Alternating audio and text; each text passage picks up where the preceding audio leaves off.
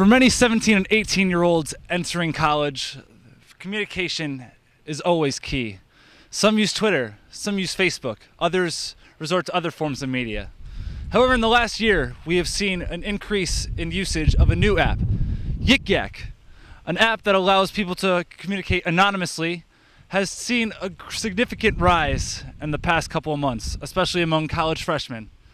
We interviewed several freshmen to determine what Yik Yak is, how it's used, and the negative sides of anonymity in today's digital age. It's like an anonymous app, right? And it's weird. Like, it's anonymous, and people are sort of like insensitive on it. Like, a lot of people are like, make some messed up jokes. But some of them are like funny in like an innocent way. But other ones are like really like racist and sort of like screwed up.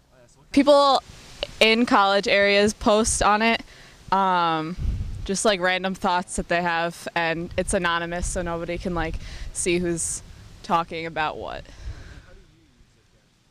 I mostly just look at it like before bed, because there's just a lot of random funny stuff like about squirrels and other things. It's an app where people talk shit. Is that good? Beautiful. Yeah, it's just people say random things that they're too afraid to say in person, so they just go hard.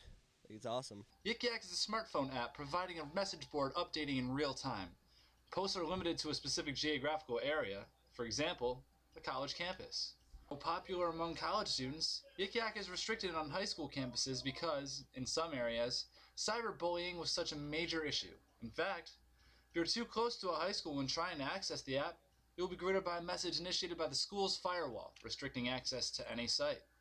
Some specific instances, such as the recent on-campus stabbing of Brockport freshman David Medina in his dorm, were negatively reflected upon in the app, causing some students to give up using the app entirely.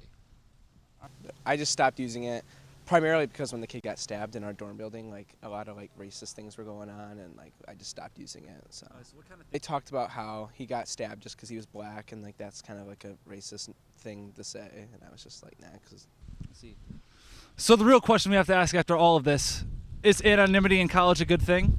Could Yik Yak one day find its place in the mainstream of the freshman consciousness and eventually become a standard of communication for students on campuses throughout the country?